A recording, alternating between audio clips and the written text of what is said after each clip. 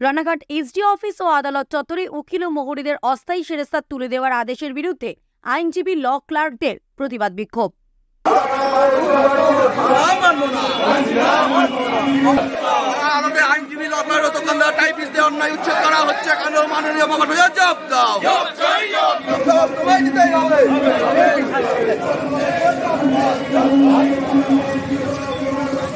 SDO চত্বরে unauthorised অকুপায়ার যারা আছে তাদের সবাইকে তুলে দেওয়ার নির্দেশ আছে। আইনজীবীদের অভিযোগ, রানাঘাট মহকুমা শাসকের অফিস ও আদালত চত্বরে আইনজীবী ও ল ক্লার্করা অস্থায়ী সেরেস্তায় বসে 150 বছর ধরে বিচার প্রার্থীদের আইনি পরিষেবা দিয়ে আসছেন। অভিযোগ, হঠাৎ মহকুমা শাসকের নির্দেশ সেরেস্তা সরানোর। একদিকে যেমন আইনি পরিষেবা সামলাচ্ছেন, অপরদিকে সংসারের রুজি রুটির যোগান দেয় এই সেরেস্তা।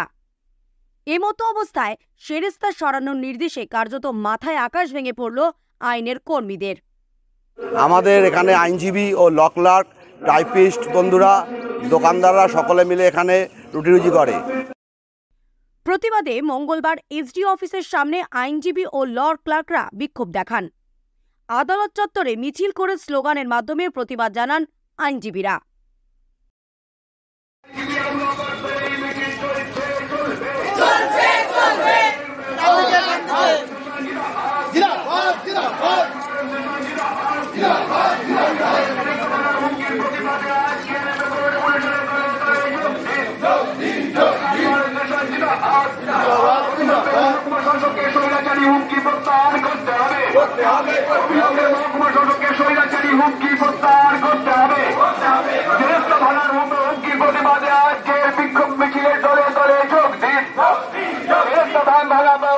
মাননীয় মহকুমা শাসক আমাদের এক্সিকিউটিভ বডি যেটা আছে রানাঘাট বার অ্যাসোসিয়েশন তাদের ডাকেন এবং ডেকে উনি বলেন যে ওনার কাছে সিএম এর অর্ডার আছে, উনি এসডিও চত্বরে আনঅথরাইজড অকুপায়ার যারা আছে তাদের সবাইকে তুলে দেওয়ার নির্দেশ আছে।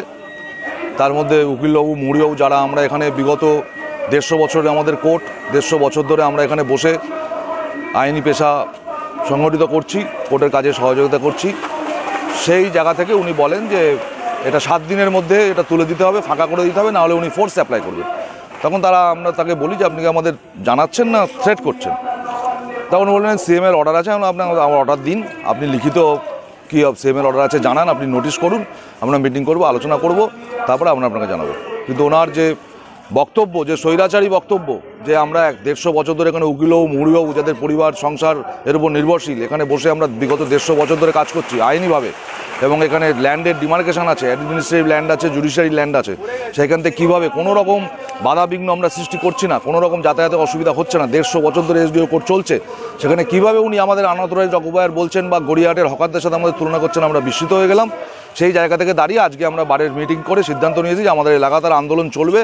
এসডিওর এই হুমকি, এসডিওর এই স্বেচ্ছাচারিতা, তার যে অটোক্রেসি, এর বিরুদ্ধে আমাদের আইনজীবী, ল ক্লাস বন্ধুরা সকলে মিলে আমরা রাস্তায় নেমেছি।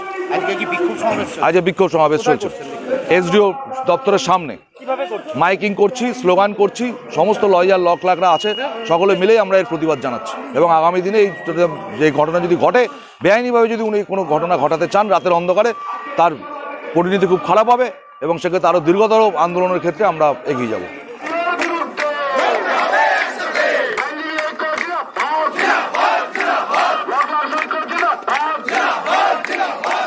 প্রতিবাদ আমাদের রানাঘাটের বার অ্যাসোসিয়েশন 150 বছরের পুরনো বার অ্যাসোসিয়েশন, কিন্তু এই মাননীয় এসডিও সাহেব মহাশয় তিনি একটা হুমকি প্রদর্শন করেছেন যে আমাদের এখানে যে সেরেস্তাগুলো, সেই সেরেস্তাগুলো তিনি উঠিয়ে দেবেন। তার বিরুদ্ধে আমরা প্রতিবাদ করছি। আজকে যদি সেরেস্তা আমরা এখানে বসতে না পারি, আমরা বিচারপতিদের কোনো পরিষেবা দিতে পারবো না। এমনিতেই বর্ষার মধ্যে আমরা আমাদের ডায়েরি নিয়ে দৌড়াতে আমার মাঝে মধ্যে পরিস্থিতি তৈরি হয়, তথাপি আমরা বিচারপতিদের পরিষেবা দিয়ে আসছি। কিন্তু মাননীয় এসডিও সাহেব যে হুমকি দিচ্ছেন, তাতে করে আজকে আদালতে আগামী দিনে বিচারপতিরা পরিষেবা পাবে কিনা সেটা একটা জিজ্ঞাসা চিহ্ন এসে দাঁড়িয়েছে। প্রতিবাদে আজকে আমরা রানাঘাট বার অ্যাসোসিয়েশন আজকে 1 সপ্তাহে আমরা আইনজীবী ও ল ক্লার্করা মিছিল করেছি এবং করে আজকে আমরা জানাচ্ছি এরপরে আরও বৃহত্তর আন্দোলনের মুখিত হব আমরা।